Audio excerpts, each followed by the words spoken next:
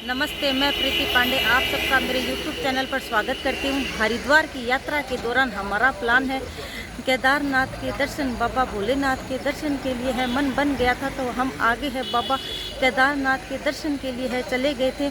तो यात्रा के दौरान है मैं 2 दिन वीडियो नहीं बना पाई क्योंकि है वहाँ की यात्रा पहाड़ों पर चढ़ाई की यात्रा है, इसलिए पहाड़ों पर चढ़ाई की यात्रा के दौरान है मैं आपको बता नहीं सकती यात्रा करूं या वीडियो बनाऊं। मैंने कभी भी है पहाड़ों की चढ़ाई की है, पैदल यात्रा नहीं की है, तो पहली बार यात्रा की है। और वो भी राजस्थानियों के लिए तो इतना डिफ़िकल्ट हो जाता है पहाड़ों की चढ़ाई की यात्रा करना, क्योंकि एक तो है ठंडक और दूसरा है वो पहाड़ों पर चढ़ाई के दौरान है जो पत्थर है ना, वो गोल गोल पत्थर और उसमें ना खड्डे हुए हुए हैं, क्योंकि साथ के साथ है वहाँ जैसे पैदल यात्री जब हम चलते हैं तो साथ में है खच्चर और वो जो घोड़े होते हैं वो भी चलते हैं, तो और बारिश के पानी से है वो और चिकने हो गए हैं, तो है ना बहुत परेशानी हो जाती है।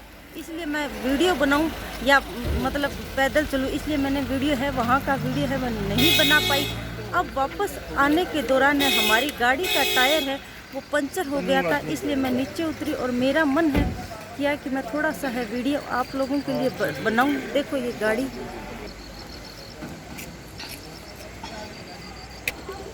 और इसका टायर जो पंचर हो गया तो मेरा मन करा कि मैं क्यों ना थोड़ा सा वीडियो है बना लूँ। मुझे थकान इतनी हो चुकी है कि मेरा मन ही नहीं कर रहा था वीडियो बनाने का, फिर भी मैंने थोड़ा सा है कैसे ही करके, क्योंकि मेरा चलना अपना ना इतना मुश्किल हो रहा है। और थोड़े महीने भर पहले ही मेरे एडियो में मांस फट गया था, क्या पता क्या हो गया था, फिर भी भगवान की कृपा से है मेरे पैरों में मुझे शक्ति मिली और केदारनाथ है बाबा भोले के दर्शन के लिए हम लोग गए, अच्छे से हमारे दर्शन हुए। पर मैं आप लोगों को यह बताना चाहूँगी कि दर्शन के दौरान आप है वो कम से कम है वो सामान लेके जाएं या चढ़ाई, क्योंकि वहाँ पहाड़ पर है खड़ी चढ़ाई की है, वो चढ़ाई करनी पड़ती है पैदल यात्रा। और मान लो जो है मैदानों में रहते हैं और राजस्थान जैसे इलाकों में, क्योंकि मैं तो राजस्थान की रहने वाली हूँ, राजस्थान जैसे इलाकों में रहते हैं तो उनके लिए है पहाड़ की यात्रा और वो भी खड़ी चढ़ाई की यात्रा। और मेरे साथ मेरे बच्चे भी थे, इसलिए मेरा काफ़ी मुश्किल हो गया था चढ़ना, फिर भी हम है वो धीरे धीरे करके और ईश्वर की कृपा से हम लोग आराम से है वो चढ़ गए।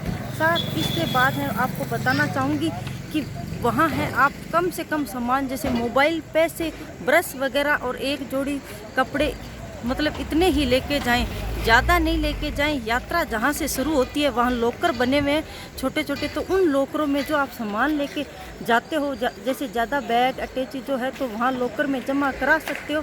थोड़ी सी है थोड़ा सा जो अर्जेंट सामान है वही लेके जाएं, क्योंकि यात्रा के दौरान अब खुद का चलना इतना मुश्किल हो जाता है कि अपन बैग और भी जो लेके जाते हैं ना उसको तो भूल ही जाओ, ज़्यादा सामान है वो तो ऐसे लगता है कि बीच में से वापस यात्रा छोड़ के और आएगा।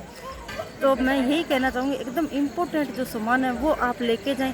साथ ही साथ है अगर कोई नहीं चल सकता है मुश्किल से चला जाता है तो उसके लिए खच्चर की व्यवस्था भी है। आजकल हेलीकॉप्टर भी जाते हैं, अब वो जाते कहाँ से ये तो मुझे पता नहीं, पर हेलीकॉप्टर जा रहे थे। पालकी की भी व्यवस्था है बूढ़े लोगों के लिए।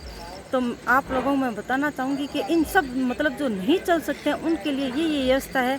पर हम लोग तो पैदल ही गए थे, पैदल जाना राजस्थानी के लिए थोड़ा इसलिए मुश्किल हो जाता है क्योंकि हम लोग है हमारे एरिया में सड़कें हैं ज़्यादा से ज़्यादा है वो मिट्टी है, हम लोग उसमें चले हुए हैं।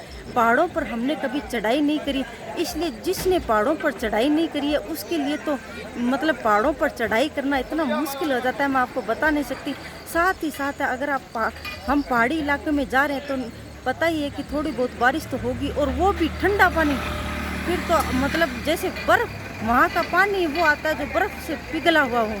अब वो बर्फ़ पिघला हुआ ठंडा पानी है वो पैरों में लगे चढ़ाई के दौरान, तो आप देख सकते हो कि क्या हो जाता है शरीर के पैरों में।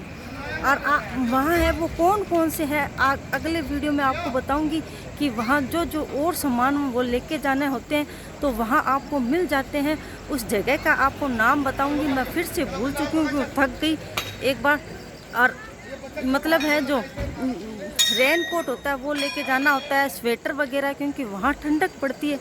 और वहाँ है वो कौन कौन से जो किस प्रकार का हमें टेंट करना चाहिए और क्या क्या है मतलब है सर्दी के कपड़े हैं वो लेके जाने चाहिए, और जूते भी बताऊंगी कौन से जूते हमें लेके जाने चाहिए, क्योंकि कपड़े के जूते ना वो क्या होते हैं ना गिल्ले हो जाते हैं थोड़ी सी बारिश के बाद, इसलिए कपड़े के जूते आप बिल्कुल मत लेके जाना।